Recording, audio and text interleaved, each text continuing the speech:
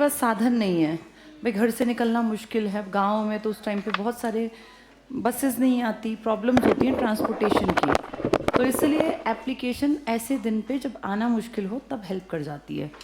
आज ऐसा ही दिन था सुबह, अब तो खैर रुक गई बारिश, पर सुबह से बारिश ज़्यादा थी। थोड़ी सी साउंड कम कर दो बेटा। चलो, हम एक इम्पॉर्टेंट ऑर्गेनाइजेशन की डेली बात करते हैं जिसका नाम है कांग्रेस। कांग्रेस की लाइफ को हम 3 पार्ट्स में देख सकते हैं। पहला चरण, पहला स्टेप था 1885 से 1905, सेकेंड 1907 से 1919 और थर्ड 1919 से 1948, जब तक किसकी डेथ नहीं हुई? गांधी की।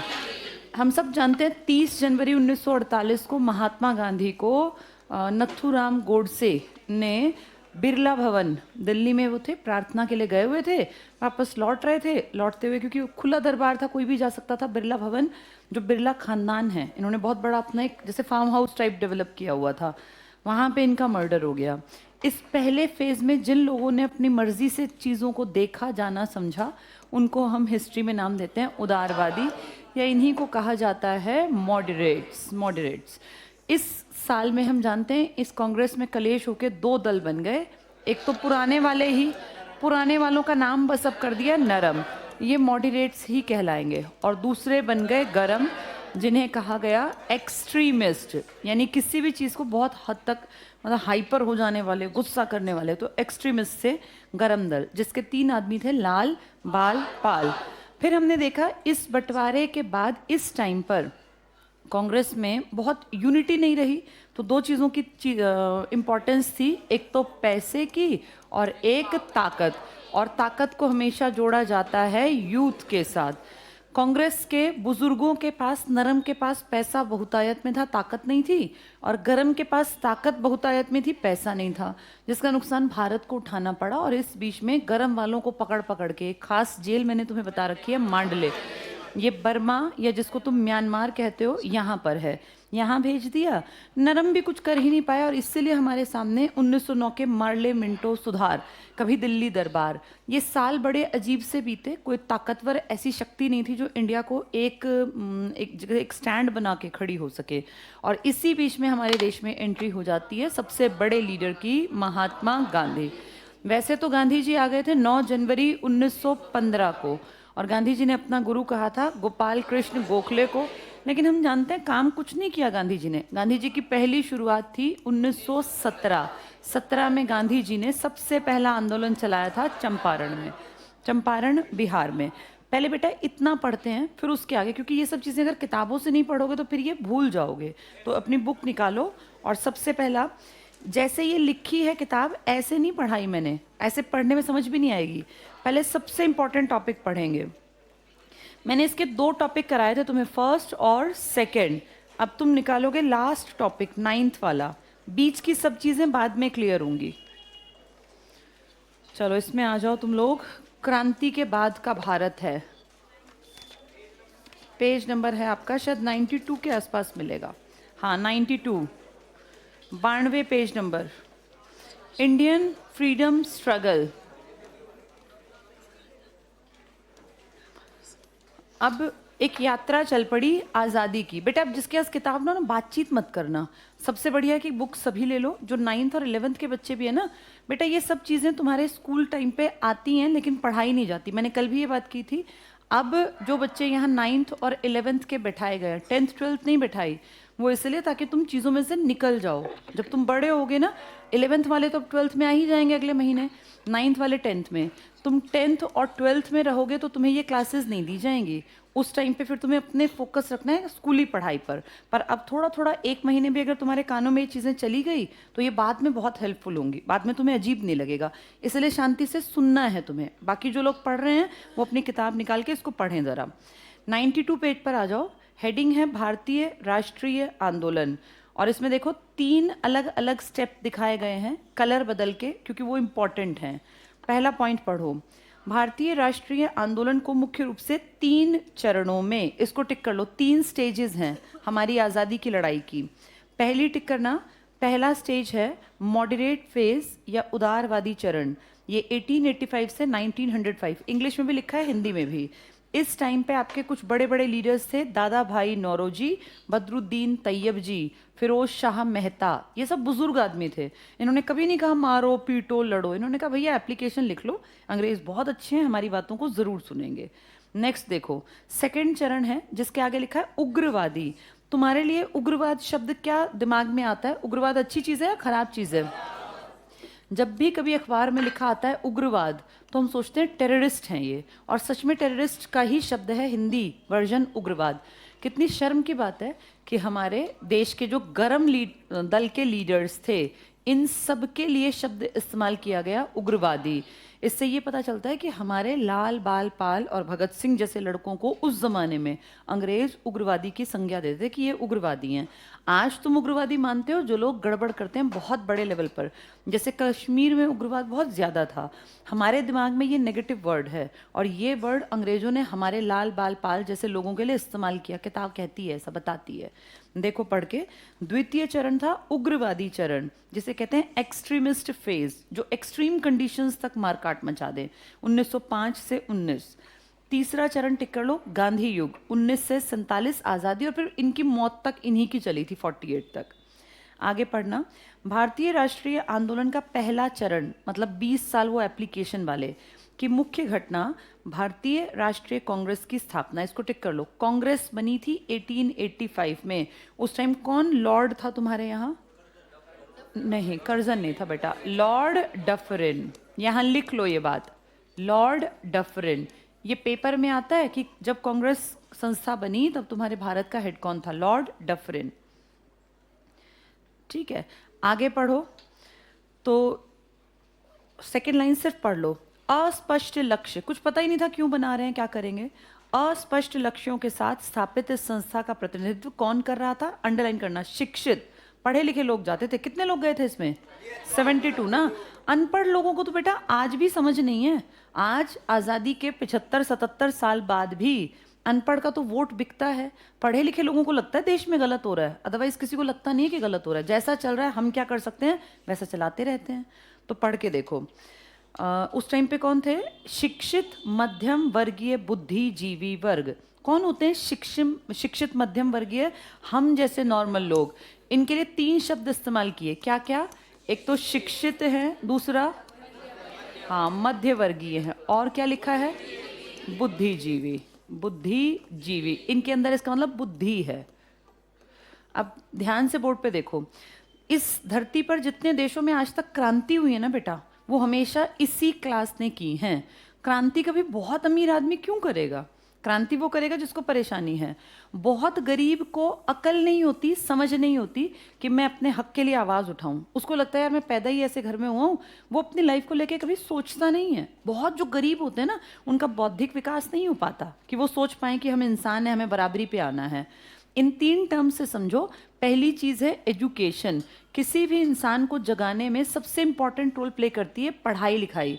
अगर आप पढ़े लिखे नहीं हो तो कोई भी आपको बेवकूफ़ बना जाएगा बेटा। ये पढ़ाई लिखाई सिर्फ किताब की नहीं होती, डिग्री नहीं होती, आपकी बुद्धि सोच समझ सकती हो, तो कहते हैं ये पढ़ा लिखा इंसान है। दूसरा है मध्य वर्गीय।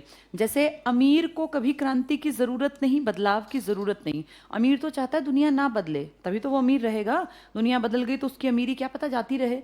जो बहुत ज़्यादा गरीब है, जो बिल्कुल ही सोच समझ नहीं सकता, वो ये एक्सपेक्ट ही नहीं करता कि दुनिया बदलेगी, मेरी ज़िंदगी अच्छी होगी, मेरे बच्चे पढ़े लिखे होंगे। वो सोचता है हम जहाँ पैदा हुए वहीं हमें मर जाना है, इसलिए गलत नशे गलत चीज़ों की तरफ वो जल्दी भागता है। और इन दोनों के बीच में पिस जाता है, जिसको आप कहते हैं मिडिल क्लास, या जिसे आप कहते हैं मध्य वर्गीय। इसकी प्रॉब्लम क्या है? ये उतना गरीब नहीं है कि रोटी ना मिले, लेकिन ये इतना भी अमीर नहीं है कि बैठ के खा ले। इसीलिए इस आदमी के सपने होते हैं, इसके सपने इसको खींचते हैं कि मुझे भी अच्छी ज़िंदगी जीनी है, मुझे भी अच्छी लाइफस्टाइल हो, मेरे पास भी अपना घर हो, मेरे बच्चे भी अच्छी जगह स्कूल में पढ़ने जाएं, मेरी अपनी ज़िंदगी अच्छी हो, मेरे पेरेंट्स का इलाज अच्छी जगह हो। अब इसको इससे डर लगता है, इससे ये बचना चाहता है कि आगे मेरे टाइम पे मुझे ऐसा ना देखना पड़े। तो इसके सपने बड़े होते हैं बेटा, और इसके पास साधन होते हैं कम। बहुत ज़्यादा साधन तो होते नहीं कि बैठ के खा ले। इसीलिए ये सपनों के चलते ये इमेजिन करता है कि मैं कैसे बराबरी की कोशिश करूं। और यही कारण है कि जब जब दुनिया में धरती पर जहां क्रांति हुई वो हमेशा किसने की है। इस शब्द का क्या मतलब होता है? जो बुद्धि, इंटेलेक्चुअल, जिसके अंदर दिमाग होता है सोचने समझने का। कई बार ना बेटा शिक्षित लोग भी बुद्धिजीवी नहीं होते। जैसे इंडिया तो इसका सबसे बढ़िया एग्जाम्पल है। यहाँ लिटरेसी रेट पिछली जब जनगणना की गई थी 2011 में, तो हमारा 75% के आसपास लिटरेसी रेट था। एजुकेशन की इंडिया कभी बात नहीं करता, इंडिया बात करता है लिटरेसी की। ये दो अलग चीज़ें हैं। लिटरेट हर आदमी है जिसको अक्षर पढ़ना आता है, इसलिए जो लिटरेट होता है हम कहते हैं साक्षर है। स प्लस अक्षर यानी इसको अक्षर ज्ञान है, ये अक्षरों को समझ सकता है। लिटरेसी इस बात की गारंटी नहीं देती कि आपकी बुद्धि विकसित है, आप किसी चीज़ को एनालाइज कर सकते हैं, सोच समझ सकते हैं। इंडिया हमेशा इसकी बात करेगा, साक्षरता दर की। इंडिया कभी भी शिक्षा की बात नहीं करेगा। तो जो बुद्धिजीवी होते हैं ना, वो बुद्धि का इस्तेमाल करते हैं कि यार ये तो गलत हो रहा है। एक एग्जाम्पल है, हमारे देश में इस टाइम पर सबसे बड़ी दिक्कत जो तुम लोगों की एज ग्रुप में, खासकर जो बच्चे 9th से लेके और जब तक कि वो सेटल्ड नहीं हो जाते, हम मान लें कॉलेज तक, तो खासकर इन बच्चों को टारगेट करके, तुम्हें पता नहीं है कि नहीं पता ये, लेकिन ड्रग्स का बहुत बड़ा जाल बिछ चुका। इन बच्चों को टारगेट क्यों किया गया? क्योंकि इनके अंदर समझ कम होती है, ये जल्दी डिसीजन लेने में इनकी समझ काम नहीं कर पाती। आज देश की सबसे बड़ी दिक्कत है, इन बच्चों को टारगेट कर रहे हैं जो लगातार, जिनमें समझने और सोचने की क्षमता विकसित होनी चाहिए, उनको ड्रग्स की तरफ खींच के, और पूरे देश का आने वाले 5-7 सालों में बिल्कुल भट्टा बैठ जाएगा। पहले ना बेटा हमारा सिर्फ एक स्टेट खराब था कि भाई जहाँ ड्रग्स का ज़्यादा माहौल था, पंजाब। अब जैसा पंजाब था ना, पंजाब से वो धीरे धीरे खिंच के और पूरा हरियाणा और दिल्ली की तरफ है। आने वाले टाइम में यूपी में तो शराब वैसे भी बहुत ज़्यादा बिकती है। आपके इस पंजाब ने, इकलौते पंजाब ने नहीं, इसने अपनी जड़ें पहुंचा दी हरियाणा, और हरियाणा से लगता दिल्ली, और फिर अब अगला टारगेट सारा स्टेट राजस्थान का, फिर पूरा भारत बन जाएगा। जैसे तुम्हें लगता होगा इससे क्या फ़र्क पड़ता है बेटा, इससे सारी पीढ़ियां खत्म हो जाती हैं। पंजाब में नॉर्मल गरीब घरों में भी ना लोग नशे के इंजेक्शन्स लगाते हैं, हरियाणा में भी, और वो इस कदर हावी है उनके दिमाग पे कि वो सोच ही नहीं पाते कि मेरे फादर मजदूरी करते हैं, वो अपना इंजेक्शन्स लिए जा रहे हैं, ड्रग्स लेके पड़े हुए हैं। उनका बाप मजदूरी करते करते किसी दिन ऐसे ही लकवा मार जाएगा, गल जाएगा, सड़ जाएगा, लेकिन उनके अंदर अकल ही नहीं है। उनकी माँ भी बेचारी मजदूरी करते करते किसी दिन मर जाएगी। इंसान अगली पीढ़ी क्यों तैयार करता है बेटा, कि कल को बुढ़ापे में ये नहीं सोचता कोई कि मुझे बैठा के खिला दे, लेकिन अगर बुरा समय आए तो बच्चों की जिम्मेदारी होती है, ड्यूटी होती है। तुम्हें भी तो पाल पोस के पेरेंट्स ने बड़ा किया ना। अब सोचो अगली पीढ़ी को अपनी नज़रों के सामने मरते देख रहे हैं लोग। अब ये धीरे धीरे ना हरियाणा के बहुत सारे गाँव में घुस गया नशा, खासकर सिरसा फतेहाबाद की जो बेल्ट है ना, ये पंजाब के साथ जिसकी सीमा लगती है, वहाँ तो बहुत ज़्यादा नशा बिकता है गाँव गाँव में। और अब तुम अगर देखो, ये बीच में कौन गधा बातें किए जा रहा है, बातें नहीं करनी है बिल्कुल भी। अब पहले जो, आज से ना बेटा 10 साल पहले शराब के ठेके थोड़ा दूर होते थे, जैसे शहर जाना पड़ता था गांव के बच्चों को, अगर भाई शराब इजीली अवेलेबल नहीं थी, और ना ही कोई बच्चे को ऐसे देता था कि भैया पैसे उसने अरेंज किया और पहुंच गया शहर। लेकिन आज आप देखो आपके खुद के गाँव के रास्ते तक में शहर से कितने सारे ठेके खुले हुए हैं। जैसे क्या ये सरकार को नहीं पता? सब कुछ सरकार के सामने ही तो है, लेकिन सरकार ध्यान नहीं दे रही। अब जागने की ज़रूरत है बेटा इस वर्ग को, इसीलिए तुम्हें हम पढ़ा रहे हैं। ऐसा कई लोग सोचते हैं इससे क्या होगा, इससे एकदम से कुछ नहीं होगा, लेकिन आने वाले टाइम में कुछ लोग तो समझदार बने, नहीं तो सरकार ने अपनी तरफ से तो पानी फेर ही दिया कि ना पढ़ाने की ज़रूरत है ना लिखाने की, जैसा ढर्रा चल रहा है चलने दो। पहले एक बोर्ड का एग्ज़ाम होता था जिसका डर पेरेंट्स और टीचर बैठा देते थे और बच्चा पढ़ता था। ये एक फैक्ट है कि बोर्ड के डर से बच्चे पढ़ते थे, लेकिन अब क्या कह रहे हैं कि बोर्ड की भी क्या ज़रूरत है, सीधे 12वीं में बोर्ड लेंगे, यानी 12वीं तक ना पढ़ने की ज़रूरत ना लिखने की। एक पॉलिसी आई एनडीपी, नो डिटेंशन पॉलिसी, जिसमें कह दिया किसी को भी फेल नहीं करना, चाहे वो स्कूल आए चाहे ना आए, चाहे वो काम करे चाहे पढ़े चाहे ना पढ़े। इस सब का नुकसान क्या होगा? इन सब का नुकसान कि लोगों को पढ़ने की ज़रूरत ही नहीं लगती। बच्चे को पता 8वीं तक मुझे फेल ही नहीं करेंगे। पहले लोग फेल होने से डरते थे, उस डर के कारण पढ़ लेते थे। अब धीरे धीरे धीरे सारी चीज़ें हटती जा रही हैं, और इसीलिए बेटा इस वर्ग को फिर से जागना पड़ेगा अगर अपना देश बचाना है। यही लोग थे जो उस टाइम पे लोगों के बीच में जाके क्रांति की बातें करते थे। आज वैसी क्रांति की ज़रूरत नहीं है कि हम हथियारों की सप्लाई करें और हम सरकार से लड़ें, लेकिन अब ज़रूरत है अपने थॉट प्रोसेस को सही दिशा दे के रखें, हम गलत रास्ता ना पकड़ें, हम ड्रग्स की तरफ ना जाएं, हम टेररिज्म से बचे रहें। तो ये लोग हैं, ये जो वर्ड है ना 3, ये तब भी कीमती थे, आज भी कीमती हैं। कैसे लोग चाहिए हमें समाज में? अमीर और गरीब में तो अमीर को जरूरत नहीं, गरीब में अकल नहीं, उस गरीब में जिसको रोटी नहीं मिलती। बाकी नॉर्मल आदमी को गरीब नहीं कह सकते। और हमें किन लोगों की जरूरत है? जो बुद्धिजीवी हो। उन्हीं लोगों ने कांग्रेस के ऊपर काम किया था। तो ये शिक्षित मध्यवर्गीय बुद्धिजीवी वर्ग था। अब आगे पढ़ेंगे। कर रहा था जो पश्चिम की उदारवादी और अतिवादी विचारधारा से प्रेरित था, क्योंकि ये पढ़ जाते हैं ना, ये दुनिया को जान जाते हैं। आगे पढ़ो। भारतीय राष्ट्रीयता के उदय में शिक्षा ने क्या योगदान दिया? क्या हमारे देश में स्कूल कॉलेज बहुत पहले थे? बेटा हमारा देश तो बहुत पढ़ा लिखा था। हमारे देश में गुरुकुल सिस्टम था, हम कोई ऐसे अनपढ़ लोग नहीं थे। अंग्रेज जब आए उससे पहले हमारे देश में जो पुराना काल था ना, जिसको तुम कहते हो कौन सा काल? वैदिक काल। इस टाइम जो किताबें हमें बताती हैं वो किताब आज थोड़ी लिखी हैं, वो किताबें तो बहुत पहले लिखी गई। जिनको तुम कहते हो वेद, वेदों में लिखा गया कि इंडिया में सनातन धर्म में 16 संस्कार थे। 16 संस्कारों में एक पहला जन्म का संस्कार और एक अंतिम संस्कार, जिसको हम मौत के बाद का संस्कार कहते हैं। उस बीच में एक संस्कार होता था जिसमें बच्चा अपने पेरेंट्स को छोड़ के और आश्रम निकल जाता था। फिर वहाँ गुरु हुआ करते थे, वो उस बच्चे को पूरी लाइफ के बारे में अच्छी अच्छी चीज़ें सिखाते थे। ये बच्चा लगभग 15 साल तक गुरु के आश्रम में बिना पेरेंट्स के रहा करता था। वहीं रहना, खाना, पीना, वो गुरुजी उसको समाज में कैसे रहना चाहिए, क्या वैल्यूज़ हैं, ये बताते थे। तो हमको अनपढ़ तो थे नहीं। लेकिन अब जो ये बात कर रहे हैं शिक्षा की, ये उस शिक्षा को कहते हैं कि उसकी ज़रूरत टाइम के साथ ख़त्म हो गई। और धीरे धीरे शिक्षा में हमने इंट्रोड्यूस किया किन सब्जेक्ट्स को? मैथ्स प्लस साइंस को। क्योंकि देखो समय के साथ चीज़ें बदलती हैं। जब तुम बहुत छोटे थे, जब तुम पैदा ही हुए थे, तब कंप्यूटर्स का इतना बोलबाला नहीं था, जब तुम बहुत छोटे थे। लेकिन आज कंप्यूटर बेसिक नीड बन गई। आने वाला तो पूरा ही टाइम आर्टिफिशियल इंटेलिजेंस का है ना।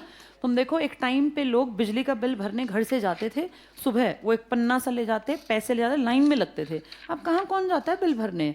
पहले सिलेंडर लेने के लिए घर से सिलेंडर को साइकिल पे या बाइक पे या स्कूटर पे रख के एक आदमी पीछे बैठता, वहाँ जाते जहाँ एजेंसी होती, फिर वहाँ नंबर लगता था, फिर उस नंबर के बाद सिलेंडर भराया था, फिर वापस। आज क्या करना पड़ता है? एक फ़ोन पे तुमने मैसेज टाइप किया, आपके घर सिलेंडर आ गया। अब लोगों को ट्रेन किस टाइम आएगी जाके नहीं पता करना पड़ता, पहले घंटों घंटों बैठ, अब सिर्फ ऑनलाइन देखते हैं कितने घंटे लेट है, एग्जैक्ट टाइम आ जाता है, आप वहाँ जा सकते हैं। यही तो है बेटा आर्टिफिशियल इंटेलिजेंस। अब इसकी ज़रूरत बहुत ज़्यादा है। अब लाइफ पीछे नहीं जाएगी, अब लाइफ आगे आएगी। तो जैसी ज़रूरत वैसा पढ़ना पड़ेगा, वैसा अपने आप को बदलना पड़ेगा। तो शिक्षा तब भी ज़रूरी थी, लेकिन तब अंग्रेज़ों को लगता था कि इनकी बुद्धि में, क्योंकि इस तरह की चीज़ों में जो हम पढ़ते थे, हमारे लिए इंपॉर्टेंस किस चीज़ की थी? संस्कृत।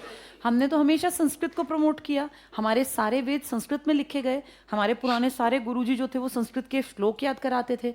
लेकिन अंग्रेज़ों ने कहा टाइम बदल रहा है, संस्कृत का यूज़ नहीं है हमारे लिए, तो इंडियंस को ये पढ़ा दो। इसके लिए इन्होंने हमारे यहाँ पे कॉलेजेस खोले, स्कूल्स खोले, जैसे एंग्लो स्कूल, एंग्लो इंडियन, जिसमें एक कॉन्सेप्ट तुम्हें अगर पता हो, डीएवी स्कूल अभी भी चलते हैं।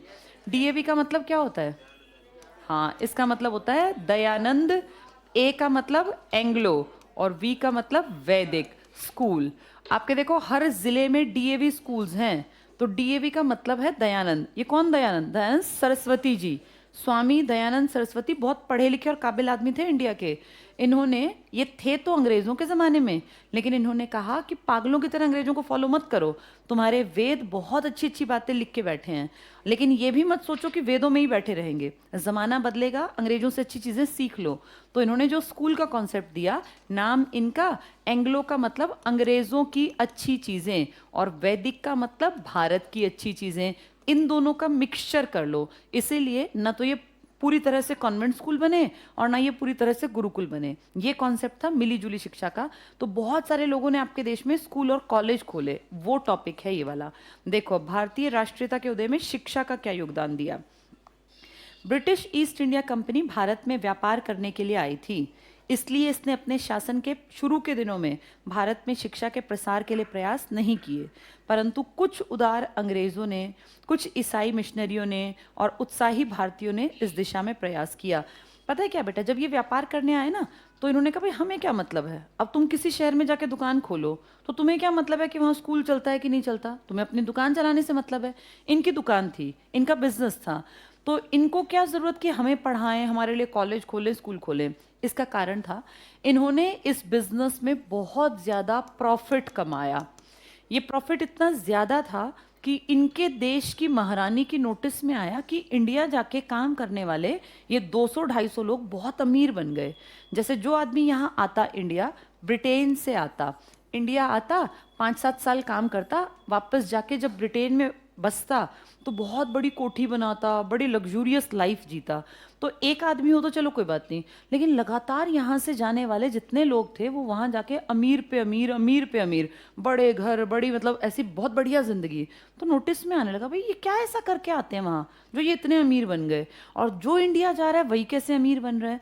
ये बात इनके संसद में डिस्कस हुई, और एक आदमी तो इतना मोटा पैसा ले गया, इतना मोटा पैसा ले गया कि उसके ऊपर केस चला। केस कैसे, संसद में उसके ऊपर उसको बुलाया गया और कहा भाई साहब जब गए थे तो आप एक छोटे से घर के मालिक थे, आप 7-8 साल वहाँ रह के आए, आज आपके पास ढेर पैसा, कहाँ से आया इतना पैसा, प्रॉफिट कमाया तो देश में, हमारे देश में इतना टैक्स क्यों नहीं आया, इसका मतलब तुम गोलमाल कर रहे हो। उसके ऊपर बेटा महाभियोग चला था। इनकी संसद ने नोटिस किया कि ये लोग लगातार अमीर अगर बनते रहेंगे तो एक ऐसा दिन आएगा जब महारानी से अमीर ये लोग बन जाएंगे, फिर ये पूरे देश को खरीद लेंगे। तो इन लोगों को कहा कि तुम अगर बहुत मोटी कमाई कर रहे हो तो बदले में इंडिया के लिए काम भी करो, इंडिया के फायदे के लिए। इन्होंने कहा क्या काम करें, तो बोले तुम इनसे पैसा कमाते हो ना इंडिया के लोगों से, ये बेचारे पिछड़े हैं, इनको समझ नहीं है, इनको पढ़ा दो, ये काम करो। तो यहाँ पे इन लोगों ने कहा कि तुम उनके यहाँ एजुकेशन पे काम करो। फिर बाद में 1813 में जैसे ना 20-20 साल में महारानी से परमिशन रिन्यू करानी पड़ती थी। जैसे आपका होता है ना कोई गाड़ी की कुछ चीज़ें होती हैं, इंश्योरेंस है, तो एक बार कराने से काम चलता है, बार बार रिन्यू कराना पड़ता है, बार बार ना, ऐसे ही इनको रिन्यू कराना पड़ता था महारानी से बार बार परमिशन कि मैडम व्यापार कर लें, व्यापार कंटिन्यू कर लें।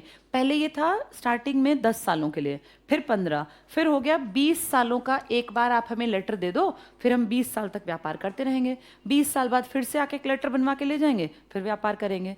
तो हर 20 साल बाद महारानी ब्रिटेन एक चार्टर मतलब लिखित समझौता मान लो, इसको बोलते हैं चार्टर एक्ट। तो एक रिटन डॉक्यूमेंट था परमिशन का, जिसपे महारानी ब्रिटेन का स्टैंप थी और उनके सिग्नेचर थे कि भाई मैंने इस कंपनी को यहाँ पे व्यापार करने के लिए 20 साल की परमिशन दे दी। तो चार्टर एक्ट आते थे। सबसे पहला चार्टर एक्ट आया था 1793 में, फिर दूसरा चार्टर एक्ट आया 1813 में। यहाँ जाके महारानी ने कहा तुम इंडिया से बहुत पैसा खा रहे हो, अब थोड़ा सा इनका भी फायदा करो, इनको थोड़ा पढ़ा लिखा दो। तो कहा ठीक है एजुकेशन पे काम कर लेते हैं। 20 साल बाद ये फिर पहुंचे महारानी से कि मैडम इसको आगे रिन्यू कर दो। तो महारानी ने कहा भाई तुम पिछली बार 20 साल पहले कह के गए थे कि हम इनकी एजुकेशन पे काम करेंगे, क्या किया? तो फिर मैडम हमने काम नहीं किया। तो क्यों नहीं किया? हमें 3 क्वेश्चन का आंसर मिल ही नहीं पाया, क्या पढ़ाएं, किसे पढ़ाएं, कैसे पढ़ाएं। तब फिर इसके ऊपर सोच समझ के काम हुआ था, और तब से इंग्लिश आपके देश में इंट्रोड्यूस की गई। उससे पहले अंग्रेजी हमारे देश में वो तो बोलते थे लेकिन हमें समझ नहीं आती थी, हमारे लिखत पढ़त में नहीं थी। यहाँ क्या पढ़ाएं का कहा गया, मैथ्स प्लस साइंस पढ़ाओ। किसे पढ़ाएं? तो अमीरों को पढ़ा दो। और कैसे पढ़ाएं? मीडियम, तो इंग्लिश पढ़ाओ, इनको इंग्लिश सिखाओ। यहाँ जाके बेटा आपके देश में इंग्लिश के पैर जमने स्टार्ट हुए। 13 में नहीं, 13 से 33 में मिले ये आंसर। ये जो मैंने लिखे क्वेश्चन ये 13 में थे, 1833 में इन 3 क्वेश्चन के आंसर्स मिले, और आंसर लिख के देने वाला आदमी था लॉर्ड मैकॉले। इसीलिए इंडिया में अंग्रेजी शिक्षा का जनक कौन कहलाता है? Lord Macaulay. मैकॉले के आसपास उसके बाद तो बेटा ढेर कॉलेज बने, यूनिवर्सिटीज़ बनी, बहुत काम हुआ। फिर हमने भी काम किया अपने बिहाफ पे। हाँ बेटा, हाँ वो हमारे देश में बेटा महाभियोग तो उनके देश से कॉन्सेप्ट लिया ना हमने, उनके देश में इम्पीचमेंट बोलते हैं, हमारे यहाँ भी बोलते हैं। हमने सारा सिस्टम किससे देख के सीखा? अंग्रेज़ों से। हमें ना बेटा जैसे हमारे यहाँ क्या था, हमारे यहाँ लॉ एंड ऑर्डर तो था नहीं। हमारे यहाँ अंग्रेज़ों के आने से पहले हम इंडियंस के लिए सबसे बड़ी बात होती थी हमारे राजा की मर्जी। राजा की जैसी मर्जी वही न्याय था। राजा सबसे बड़ा, जैसे सुप्रीम कोर्ट में आज सबसे बड़ा आदमी कौन है? Chief justice of India. उस टाइम राजा ही सीजेआई था, राजा सर्वोच्च न्यायाधीश था, राजा के सामने मामला जाता, जो ये कहता वही मानना पड़ता। लेकिन जिस दुनिया में हम बाद में जिए 200 साल अंग्रेजों के टाइम, तो अंग्रेजों ने तो हमारे यहाँ कोर्ट का कॉन्सेप्ट दिया। अंग्रेजों ने कहा भाई तुम ये कैसा न्याय करते हो एक आदमी की मर्जी का, इस आदमी का दिमाग खराब हो, दिमाग चल जाए, इसको कोई मेंटल डिसऑर्डर हो, तो तुम इसका न्याय मानते रहते हो। हमने कहा भाई हमें तो पता ही नहीं न्याय कुछ होता भी है। तब उन्होंने बेटा पहली बार हमारे लिए एक किताब लिखी थी जिसको बोलते हैं आईपीसी, इंडियन पेनल कोड, 1860-61 में। और उसी किताब को हम आज तक फॉलो कर रहे हैं। जो लोग पुलिस में जाते हैं ना, पुलिस में सर्विसेज में, उनको ये आईपीसी पढ़ाई जाती है। बहुत मोटी भारी भरकम किताब है। इसमें क्या है, धाराएं, उपधाराएं, ये वाला क्राइम किया तो ये, जैसे होता ना कोई आदमी कुछ कर दे तो पुलिस वाले कहते हैं तेरे पर ये धारा लगा देंगे। आम आदमी खड़ा है, क्या धारा क्या होती है, ये सब इसमें लिखा हुआ है। इस धारा से इतनी सजा, इस धारा में बेल भी नहीं होगी, इस धारा में आपको कम से कम इतने रुपए जमा करना, बहुत सारे इस तरह की बातें। ये बुक है बेटा जिसको हम कह सकते हैं हमारे लॉ एंड ऑर्डर की बुक है ये। इसमें पूरे लॉज और सब चीज़ें लिखी हुई हैं। तो हमारे देश में राजाओं की मर्जी नहीं चलेगी, हमारे लिए नई बात थी। फिर बाद में हमने देखा यार ये ठीक तरीका है। क्यों? क्योंकि इसमें आदमी मर भी जाए तो दूसरा आदमी भी किताब से ही काम करता है, मर्जी से काम नहीं करता। इसीलिए हम इन किताबों को जो जिसमें लॉज लिखे थे कैरी ऑन करके अब तक ले आए। और आज भी आपका जो सीजेआई है या जितने supreme court plus high court के जजेस हैं, ये सब देखो लीगल अपनी पढ़ाई पढ़ते हैं। तुम और मैं थोड़ी ना जज बन सकते हैं। जज बनने के लिए क्या करना पड़ेगा, एक अलग से डिग्री होती है लॉ की डिग्री, और लॉ की डिग्री के बाद फिर कई सारी चीज़ें एक्स्ट्रा करनी पड़ती हैं, तब जाके हम वहाँ एंट्री कर सकते हैं। इसका मतलब उन्होंने ऐसी ऐसी ढेर किताबें पढ़ी हैं, उनको नॉलेज है, तब वो जुडिशरी की सर्विसेज तक पहुँच पाते हैं। अब ये राजा वाला कॉन्सेप्ट खराब हो गया, तो ये सब चीज़ें अंग्रेज़ों से सीखी। इसका मतलब अंग्रेज़ कुछ तो फ़ायदा भी करके गए। हमें लॉ एंड ऑर्डर की समझ थी नहीं, पर इसका ये मतलब मत समझना कि हम बेवकूफ़ थे या हम सीख ही ना पाते। टाइम के साथ तो सब सीखते हैं ना बेटा। एक बच्चे को चलना ना सिखाएं तो क्या वो चलना नहीं सीखेगा? सीखेगा ना। क्या फ़र्क होता है चलना सिखाने में? माँ बाप जब वो 10, 11, 12 महीने का होता है, उंगली पकड़ के थोड़ा थोड़ा चलना सिखाते हैं। वो थोड़ा जल्दी सीख सकता है ऐसा करने से। अगर आप 1 साल के बच्चे को, 11, 12 महीने के बच्चे को हाथ पकड़ के चलाने की कोशिश करें तो वो थोड़ा 15, 20 दिन पहले सीख जाएगा। लेकिन ऐसा तो नहीं ना कि अगर आप नहीं चलाएंगे तो ज़िंदगी भर बैठा बैठा ऐसे 25 साल का हो जाएगा, बैठा ही रहेगा। ऐसा तो नहीं होगा, वो सीखेगा ना। नेचुरल एक चीज़ होती है, अपने आप भी तो लर्निंग होगी। अगर अंग्रेज ना आते तो क्या हम ट्रेन ना चलानी सीख पाते? सीखते, समय लग जाता, हम सीख जाते। जिसके माँ बाप नहीं होते, क्या वो बच्चा बोलना नहीं सीखता? समाज से बोलना सीखता है ना। इसका मतलब चीज़ें अपने आप होती हैं, समय लग जाता है। तो जैसे कई लोग कहते हैं कि अंग्रेज ना आते तो इंडिया पिछड़ा रहता, ऐसा बिल्कुल नहीं है। हम अपनी स्पीड से सीखते। ठीक है, वो आए, उन्होंने ट्रेन चला दी, लेकिन अगर वो ना आते तो दुनिया तो ट्रेन चला ही रही थी ना, हम सीख लेते। आज तो अंग्रेज नहीं है तो क्या हमारे देश में आर्टिफिशियल इंटेलिजेंस का इस्तेमाल हम नहीं कर रहे हैं? कर रहे हैं। वो तो चले गए, उनको तो कितने साल हो गए। इसका कहने का मतलब है कि किसी के आने न आने से हो सकता है 2 दिन कम आगे पीछे, लेकिन चीज़ें सबने सीखनी थी। जहाँ अंग्रेज नहीं गए वहाँ भी चीज़ें गई हैं। तो इसलिए अंग्रेजों का आना कोई बहुत बड़ा फ़ायदा नहीं था, हम अपने आप भी चीज़ें सीख लेते। चलो पढ़ के देखते हैं हमने किया क्या। अब 1784 में हेस्टिंग्स के एक अंडरलाइन करो नाम, सर विलियम जोन्स, ये इंपॉर्टेंट है, विलियम जोन्स। इसने एक बनाई बेटा एशियाटिक सोसाइटी ऑफ बंगाल। कौन बातें कर रहा है क्लास में? बातें नहीं करनी। विलियम जोन्स ने क्या बनाई? Asiatic society of Bengal. मैंने तुम्हें बार बार बताया सबसे पढ़े लिखे लोग किस तरफ थे? बंगाल। इसीलिए बंगाल को सबसे पहले कब्जे में किया था ब्रिटिश ईस्ट इंडिया कंपनी। क्योंकि बोलेगा कौन? जिसमें अकल होगी। बेवकूफ़ आदमी तो बोलेगा ही नहीं। बंगाल पे कब्जा कर लो, बंगाल को एक बार कुचल दो, फिर आगे के लोग तो अपने आप ही सीधे हो जाएंगे। इसीलिए BEIC ने सबसे पहले, हम याद करें, प्लासी की लड़ाई में मीर जाफर जो गद्दार आदमी था, सिराजुद्दौला को मरवा दिया था ना, बंगाल का ही तो था वो शासक। बंगाल सबसे पहले कुचला गया। जैसे कोई सांप है, सांप नुकसान कब करेगा? जब वो फन उसके पास अगर वो डंक मार सके। अगर उसके सर को ही कुचल दोगे तो नुकसान कैसे करेगा? इस तरह से इंडिया था। वो इंडिया को मानते थे कि किसको कुचल दो? बंगाल। बाकियों में इतनी बुद्धि नहीं, क्योंकि सबसे पढ़े लिखे शिक्षित लोग कहाँ पर थे? बंगाल। यही लोग क्रांति करते, यही लोग क्वेश्चन मार्क करते थे। चलो पढ़ो आगे। तो विलियम जोन्स ने बनाई Asiatic society of Bengal. Next tick करना, एक पॉइंट छोड़ के अगला टिक कर लो। एक था जोनाथन डंकन, इसने वाराणसी में संस्कृत कॉलेज बनाया। अब जैसे अंग्रेज संस्कृत कॉलेज बना रहा है, इसका ना अच्छा है। कुछ ना बेटा उंगलियों पे जिनको गिनले ऐसे अंग्रेज अच्छे थे, उन्होंने हमारा फायदा भी किया। कुछ दिल से चाहते थे कि इंडिया आगे निकले। कल मैंने एक लेडी का नाम बताया था, एनी बेसेंट। उन्होंने पूरी जिंदगी लगा दी हम लोगों को समझाने में कि तुम अपने हक की बात रखो, क्यों अंग्रेजों से डरते हो दबते हो, ये चालाक हैं, हमारे देश में भी कलेश करवा के आए हैं। तो कुछ लोग अच्छे थे जो हमारा फायदा चाहते थे। आगे पढ़ो, अगले पॉइंट में टिक करना। लॉर्ड वेलेजली, तुम्हें याद है वेलेजली ने एक आदमी को मरवाने का टारगेट मार ही दिया था इनफैक्ट। कौन था वो? हाँ, मैंने तुम्हें एक ट्रिक बताई थी, वार करन वे वीर चले। कौन है ये वार? वॉरेन हेस्टिंग्स, ये कार्नवालिस और ये वेलेजली। वेलेजली ने 1799 में, याद करें, चौथे आंगल मैसूर युद्ध में किसका मर्डर करवा दिया था? टीपू सुल्तान। वही है ये टिक कर लो। लॉर्ड वेलेजली, यहां लिख लो किसको मरवाया इसने? टीपू सुल्तान। मेंशन कर लो यहां 1799 टीपू की हत्या, 1799 टीपू की हत्या। इसके बाद आगे टिक करना। फोर्ट विलियम कॉलेज की स्थापना की। फोर्ट विलियम कॉलेज, ये पता है क्या था? बंगाल में ना अंग्रेजों ने, जैसे अंग्रेज जब आए तो इन्होंने हमसे जमीनें ली एक तरह से पट्टे पर, पट्टा एक तरह से किराया मान लो। देखो बोर्ड पर, इन्होंने देखा भाई इंडिया में पानी के आसपास व्यापार होगा, अब व्यापार के लिए हमें सामान इकट्ठा करना पड़ेगा। हमारा शिप आएगा 2 महीने बाद, तो हम 2 महीने इकट्ठा करके इंडिया से सामान और अपना स्टोर एक हाउस बना लेते हैं, वहां भर लेंगे। उसी को ये फैक्ट्री बोलते थे।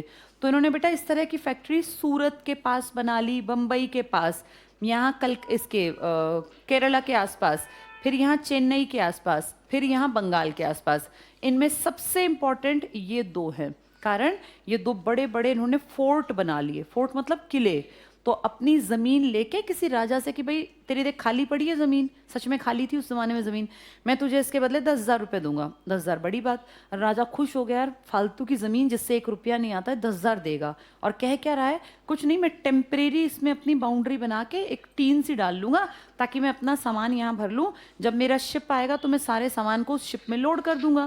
भाई मुझे एकदम से सारा सामान खरीदने में दिक्कत आएगी। तो यहाँ पे ना 2 फेमस कॉलेज ये बने थे फोर्ट, जिसमें से एक का नाम था फोर्ट विलियम, जो तुम अब पढ़ रहे हो। क्या नाम था इसका?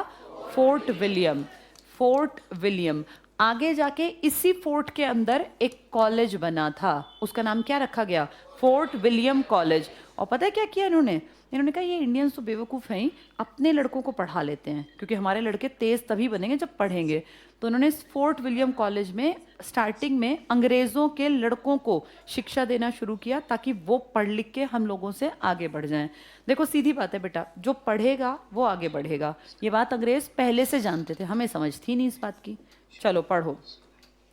तो फोर्ट विलियम कॉलेज की स्थापना किस ईयर में बना ये कॉलेज? 1800 में, फोर्ट विलियम कॉलेज। इसके बाद एक पॉइंट छोड़ के, एक क्या बल्कि 2 पॉइंट छोड़ो, अब अपने इंडियंस का नाम देखो, टिक करो। राजा राम मोहन रॉय, क्या इनका नाम सच में राजा था? किसने कहा था? अकबर सेकंड ने कहा था। और इनकी इज्जत वो क्यों बढ़वाना चाहता था? ताकि जब ये जाके अपना नाम बताएं तो कौन इनसे इंप्रेस हो जाए? महारानी ब्रिटेन। क्यों भेज रहे थे वो इनको? मेरी पेंशन बढ़वा दो। इनको पेंशन मिले 26 लाख रुपए, बोले उनको बढ़वा दो। तो ये टिक कर लो, राजा राम मोहन रॉय लिख लो यहाँ। इसके पास लिखो उपाधि अकबर सेकंड ने दी, उपाधि या टाइटल अकबर सेकंड ने दिया। ठीक है। इसके बाद एक नाम टिक करो, केशव चंद्र सेन। बहुत बड़े ये भी समाज सेवी थे बेटा, पर इनके ऊपर ना कुछ लोग हंसते हैं। पता है क्यों हंसते हैं? उस टाइम पे ना बाल विवाह बहुत जल्दी होता था, बच्चों की शादी। और फिर जैसे किसी लड़की की शादी 9 साल की बच्ची की शादी कर दी किसी 35 साल के आदमी से।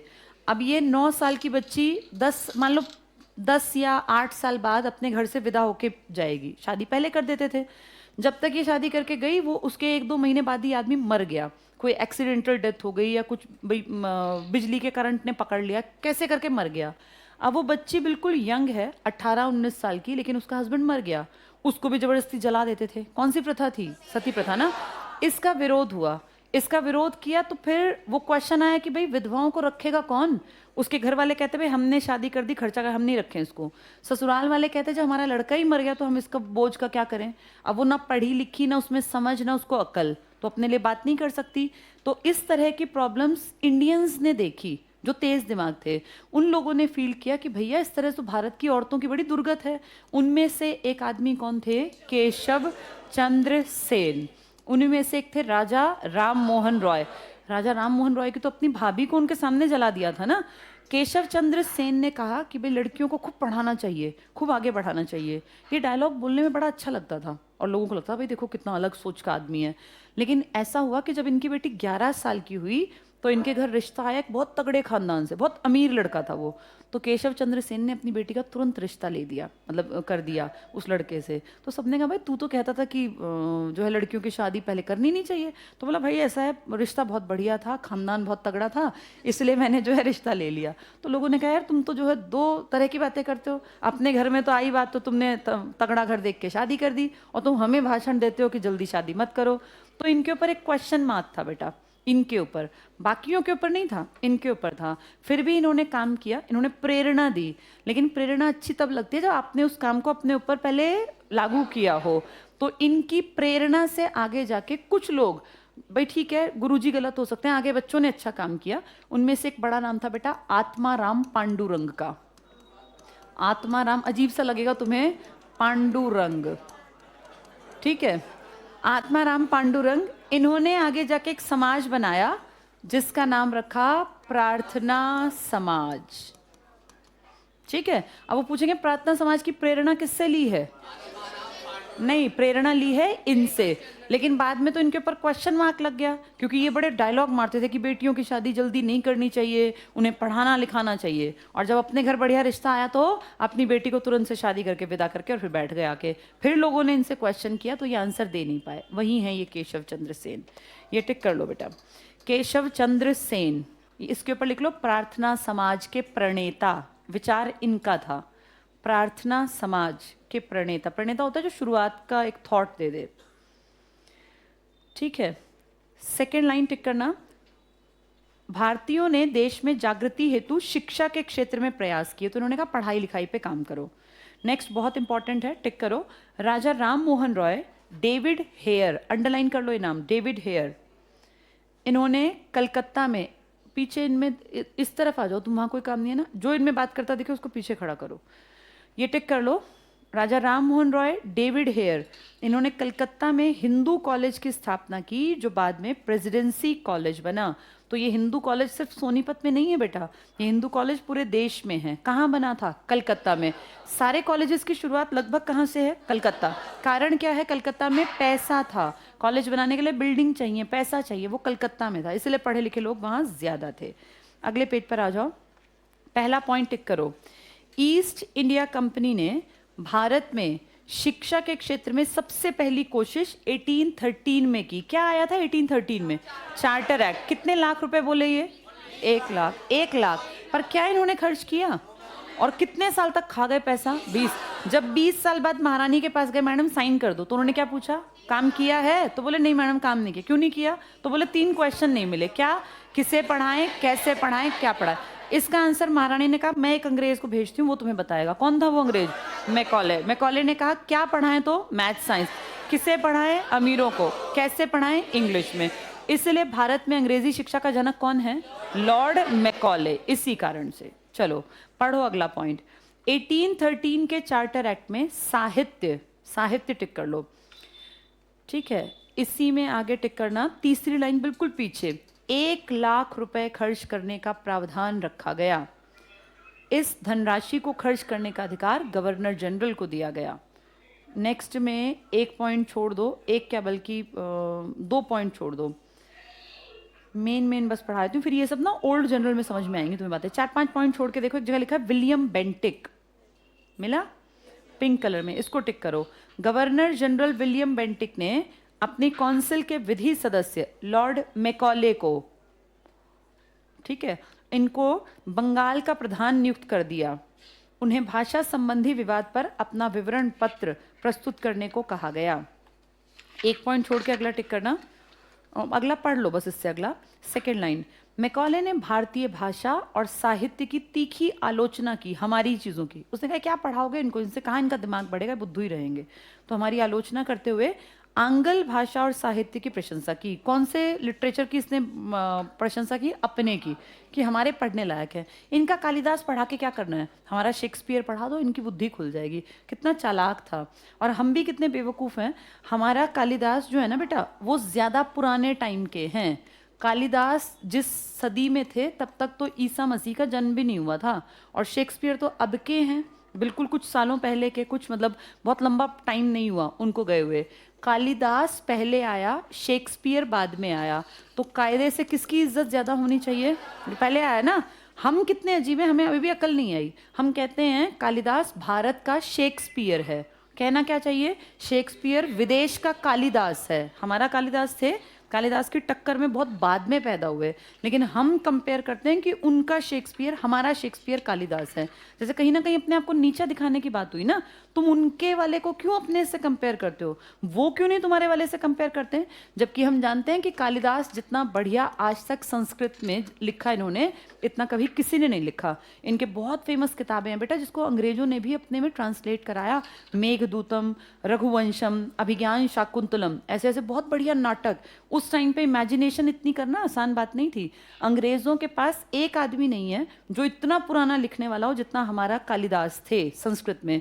इनका बहुत बाद में आया शेक्सपियर, और हम अपने इतने पुराने काबिल आदमी की का कंपैरिजन किससे कर रहे हैं? ये हमारी भी गलती है। हम क्यों कहते हैं कि हमारे देश में, हम ये क्यों नहीं कहते कि उनके वहाँ कालिदास पैदा हुआ बाद में जो शेक्सपियर कहलाया? हम ये कहते हैं हमारा शेक्सपियर कालिदास है। गलत है ये। चलो पढ़ के देखो आगे। तो विलियम बेंटिक हुआ इसमें, और क्या टिक मार्क किया हम लोगों ने अभी? Lord Macaulay. तो इसने हमारी बेइज्जती की बेटा और अपनी प्रशंसा की। अगला पॉइंट पढ़ो। मैकॉले भारत में अंग्रेजी शिक्षा द्वारा एक ऐसा वर्ग तैयार करना चाहता था जो रक्त और रंग से तो भारतीय हो, शक्ल से, सूरत से, पर उसकी प्रवृत्ति, विचार, नैतिक मापदंड और प्रज्ञा, प्रज्ञा मतलब इंटेलिजेंस, अंग्रेजों जैसा हो। और क्या ये पॉइंट आज की पीढ़ी पर फिट बैठता है ना? ऐसा बिल्कुल फिट बैठता है। ये क्या सोचा था उस मैकॉले ने कि एक ऐसी पीढ़ी तैयार करें आने वाले टाइम में जिसका रंग रूप तो इंडियन जैसा ही होगा, क्योंकि रंग तो भैया हमारे देश से प्रभावित है। हम जहाँ जिस डिग्री पर, जिस लैटिट्यूड पर हम बैठे हैं, जो लैटिट्यूड लॉन्गिट्यूड हमारे यहाँ, उस जैसा ही हमारा रंग होगा। उसने कहा वो रंग से भारतीय हों, लेकिन बुद्धि से, प्रवृत्ति से, प्रज्ञा से वो अंग्रेज हों। और हम ऐसे ही हैं। हम जिस देश में रहते हैं, हम धरती पर जो पोजीशन, हमारे देश की जो लोकेशन है, उसमें हम लोगों का रंग गेहुआ हो सकता है। हम बहुत गोरे हो ही नहीं सकते, लेकिन फेयर एंड लवली तो सबसे ज़्यादा बिकती है इस देश में, क्योंकि यहाँ सबको शौक चढ़ा हुआ है कि मुझे और गोरा होना है, और गोरा होना है। फेयर एंड लवली तक तो ठीक था, फेयर एंड हैंडसम भी तो है बेटा। प्रॉब्लम वहाँ है कि लड़कों को भी शौक है कि हमें भी गोरा होना है ना? सुंदरता का पर्याय लड़कियों के साथ साथ लड़के भी सोचते हैं। ये तो एक बात हुई, चलो इसको भी हम पचा लें, कोई बात नहीं। लेकिन इससे आगे देखो तुम, हम लोगों के जो बाल हैं वो ये तो काले या सफ़ेद, या हम अगर नेचुरल मेहंदी लगा लें तो वो थोड़ा सा रेडिश हो सकते हैं, पर ये नीले बाल तो नहीं हो सकते किसी के, जो आजकल लोग करवा के चलते हैं। कोई कैसे रंग का बाल, कोई कैसे। ये सब कॉपी है ना। विदेशी लोगों में मेलेनिन कम है, कारण उनके देश की जो लोकेशन है वहाँ पे शरीर में जो मेलेनिन एक चीज़ होती है जिससे हमारा रंग थोड़ा गाढ़ा हो जाता है, थोड़ा गहरा हो जाता है, वो उनकी बॉडी में नहीं बनती। वो सीधी प्रभावित है कि आपका धरती पर, देश पर किरणें कैसी गई हैं। सूरज की किरणें जहाँ सीधी पड़ती हैं वहाँ बॉडी अपने आप को बचाने के लिए तेज़ गर्मी से मेलानिन ज़्यादा पैदा करती है। हम लोगों में भी चेंज आता है। गर्मियों में देखो तुम लोगों का रंग थोड़ा सा डार्क मिलेगा, हल्का सा डार्क। जो लोग रोज़ बाहर जाते हैं वो डार्क क्यों हो जाता है? जब सन की लाइट हमारी बॉडी पर पड़ती है तो हमारी बॉडी अपने आप को बचाने के लिए मेलानिन ज़्यादा बनाने लगती है, तो मेलानिन पूरी बॉडी पे छा जाता है, इसलिए रंग काला पड़ जाता है। गर्मियों के बजाय सर्दियों में रंग देखो कंपैरेटिवली साफ हो जाता है, कारण हमारी बॉडी वो रिएक्ट नहीं कर रही, क्योंकि सनरेज नहीं आ रही उतनी स्ट्रेट, तो बॉडी का मेलानिन अपने आप कंट्रोल में है। अब जो अफ्रीका में है बिल्कुल सीधी रोशनी रोज है, तो उनकी बॉडी बहुत ज़्यादा मेलानिन क्रिएट करती है, इसलिए देखो उनकी पूरी बॉडी बिल्कुल काली मिलेगी। उनकी बॉडी में बस दांत और आँख का वाइट गोला ये दिखते हैं, बाकी सब तो काले ही हैं। भाई कारण सीधा है कि भैया वहाँ मेलानिन ज़्यादा बनाती है बॉडी। अब इंडिया को ये समझना चाहिए मैकॉले जो कह के गया तुम्हें समझ में आ रहा है? सही है वो।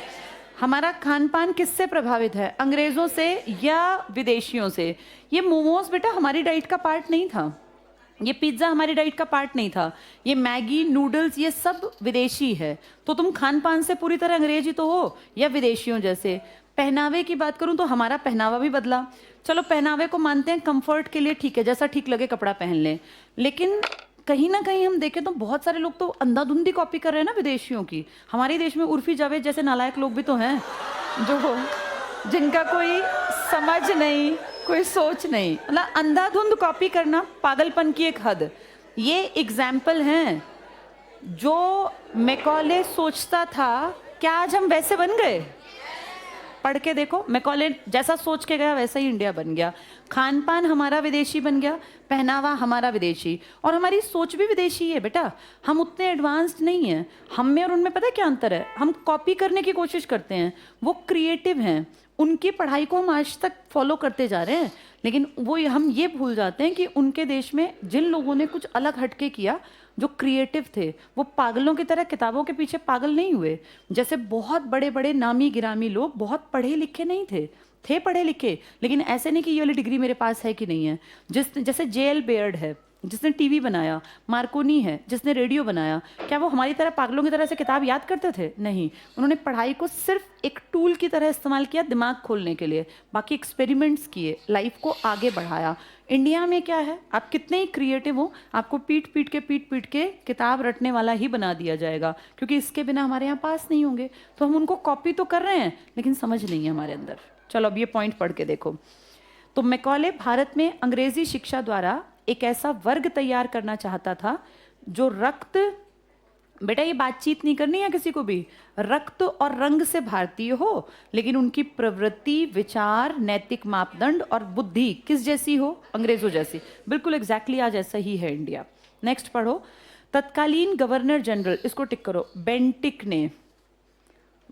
ने मैकॉले मिनट्स, ये इसका एक तरह का ऑर्डर था, इसको स्वीकार करके, बस पढ़ लो, आदेश कर दिया कि भविष्य में कंपनी की सरकार यूरोपीय साहित्य को अंग्रेजी माध्यम द्वारा उन्नत करेगी और सभी खर्च इसी उद्देश्य से किए जाएंगे। तो तुम्हें क्या पढ़ाया जाने लगा? मैथ्स और साइंस और उनका लिटरेचर। हमारी किताबों को नीचे गड्ढे में फेंक दिया कि तुम्हारी किताबों में कुछ नहीं है। नेक्स्ट पढ़ना, मैकॉले थ्योरी ऑफ एक्सक्लूजन, इसको टिक कर लो, इंग्लिश में टिक कर लो इसको। मैकॉले थ्योरी ऑफ एक्सक्लूजन पढ़ना, ये वही था कि पहले अमीरों को पढ़ा दो। वो पहले एक जन समूह को शिक्षित करना चाहता था जो क्रमशः संपूर्ण समाज को शिक्षित कर सके। इस तरह वो भारतीय भाषाओं को अंग्रेजी की सहायक के रूप में बढ़ावा देना चाहता था। तो किसे पढ़ाना चाहता था? गरीबों को या अमीरों को? हाँ, इसी को बोलते हैं बेटा, नीचे देखो अगले पॉइंट में लिखा है, सेकेंड लाइन में, इंग्लिश में टिक कर लो, डाउनवर्ड फिल्ट्रेशन थ्योरी। ये पेपर में आ जाएगी। किससे संबंधित है फिल्ट्रेशन थ्योरी? पढ़ाई लिखाई से। किसने दी ये? क्या कहा मैकॉले ने? ज्ञान किसको दे दो? अमीरों को, छन छन के वो गरीबों तक और ये गांव की औरतों तक पहुंच जाएगा। क्या ऐसा पॉसिबल है? ऐसा पॉसिबल नहीं है भैया। कैसे? वो कहते हैं अंग्रेज, इनका कहना था अमीरों को सिखा दो बेसिक इंग्लिश, तो वो अपने जाके घर में नौकर चाकर से बात करेंगे, नौकर धीरे धीरे समझेगा, फिर वो घर जाके अपनी पत्नी को बताएगा कि पानी को बोलते हैं वाटर, फिर उसके बच्चों को बताएगी बेटा ये है वाटर, तो सीख जाएंगे। ऐसा हो सकता है क्या? ऐसे कौन सा ज्ञान चलता है भैया? तो लेकिन इनकी थी ये अधोमुखी निस्पंदन सिद्धांत। मैकॉले पढ़ना, मैकॉले कहता है यूरोप के एक अच्छे पुस्तकालय की अलमारी, यानी यूरोप में जो लाइब्रेरी है, कोई रिच लाइब्रेरी, उसकी अलमारी का एक तख्ता, उसका सिर्फ एक जो सेक्शन है, भारत और अरब के समस्त साहित्य से अधिक मूल्यवान है। देखा अपनी बड़ाई कैसे मार रहा है। कह रहा है हमारी लाइब्रेरी की एक कोई जो बुक शेल्फ है, उसका एक हिस्सा छोटा सा, जिसमें हम थोड़ी सी किताब रखते हैं, पूरे इंडिया का जितना लिटरेचर है और अरब देशों का, वो सब एक तरफ, और हमारी अच्छी लाइब्रेरी की एक अलमारी का एक कोना एक तरफ। हम ज़्यादा समझदार हैं तुम लोगों से। अगर इतने ही ज़्यादा समझदार थे तो इंडिया की किताबें लेके कहाँ गए फिर? हमारी बहुत सारी किताबें किस देश में हैं? जैसे हमारे जो ओरिजिनल थे ना बेटा, भाजसा का नाम तुमने सुना है? इन्होंने तो बहुत कुछ लिखवाया ना, बाबर, हुमायूं, अकबर, जहांगीर, शाहजहां, औरंगजेब। इनकी किताबें इंडिया में थोड़ी ना है। इनकी ओरिजिनल किताबें ब्रिटेन की लाइब्रेरी में हैं, लंदन की लाइब्रेरी में हैं। हमारे पुरानी जितनी किताबें थी, हम उस देश में रहते हैं जहाँ की किताबों को आग लगा के जब एक आदमी चला गया था, कुतुबुद्दीन बख्तियार खिलजी, तो 6 महीने तक वो किताबें जलती ही रही थी। 6 महीने जलाने में कितनी किताब चाहिए, तुम इमेजिन करो। कितने लोग हमारे देश से किताबें उठा उठा के ले गए। जो विदेशी घूमने आए थे बुद्धिज्म के ऊपर रिसर्च करने, उन्होंने देखा कि इंडियंस को तो समझ ही नहीं, इनकी किताबें ले चलो। हमारी यूनिवर्सिटी से किताबें ढो ढो के ले गए लोग, हमने कुछ नहीं किया। ये बातें हैं तब की, जब पुराना काल था, जब तो हमारे यहाँ गुप्त और मौर्य की बातें कर रही हूँ। इस टाइम में तो बहुत लिटरेचर लिखा गया है ना। याद है इस टाइम पे अपनी खुद की जीवनी लिखने का, आत्मकथा लिखने का ट्रेंड था। बाबर ने अपनी खुद की लिखी थी, तुजू के बाबरी। इंडिया में नहीं है। ज्यादातर किताबें किस लाइब्रेरी में हैं? अंग्रेजों की। अंग्रेज कितने चालाक, वैसे वो कह रहे हैं कि तुम्हारी टोटल जो किताबें हैं ना, ये हमारी एक बुक शेल्फ के कोने जितनी हैं, लेकिन रियलिटी ये है कि हमारे देश से चीज़ें ले जाके विदेश में भर दी गई। गुलबदन बेगम थी हुमायूं की बहन। हुमायूं तो मर गया, उसने लिखा था हुमायूं नामा। ओरिजिनल तुम सर्च करना, ब्रिटेन की लाइब्रेरी में रखा है। तो अगर इंडिया के पास कुछ था ही नहीं तो सब कुछ वहाँ कैसे पहुँचा? हमारे देश में वेद थे, कितनी चीज़ें थी, कितनी किताबें, आज कुछ भी नहीं है। या तो वो फाड़ दी गई या जला दी गई। जलाने में मध्यकाल वालों ने काम किया। जो ये अरेबिक आक्रमण वाले आए थे ना हमारे यहाँ पर, गजनी और गजनवी और ये गौरी वगैरह वाले, इस बीच में बहुत किताबें नुकसान किया हमारा, बहुत बड़ा नुकसान। तो अगर उस सबको देखें तो ये बात तो कोई भी कह देगा कि तुम्हारी टोटल किताबें हमारे एक बुक शेल्फ के कोने जितनी हैं। लेकिन ये एक फैक्ट है कि इंडिया के पास एक रिच कल्चर था, किताबें भी बहुत बहुत ज़्यादा थी। हम अब से थोड़ी लिख रहे हैं। हमारे तो याद करो, जो जंगलों में रहा करते थे ऋषि मुनि, याद नहीं, वो ताड़ पत्रों पे लिखते थे। तो हम बहुत पुराने टाइम से किताबें लिख रहे थे। बस दिक्कत ये है कि या तो वो जला दी गई या फाड़ दी गई या जानबूझ के नष्ट कर दी गई। कभी धर्म के नाम पर, जब इस्लाम धर्म आया तब, और कभी अंग्रेज़ों ने जानबूझ के गायब कर दी कि ये दिखाना है कि ये बेवकूफ़ हैं, हम इन पे राज नहीं करेंगे तो इनको कुछ अकल नहीं है। ये तभी आगे बढ़ेंगे जब हम राज करेंगे। ठीक है, चलो कल पढ़ेंगे इसको आगे।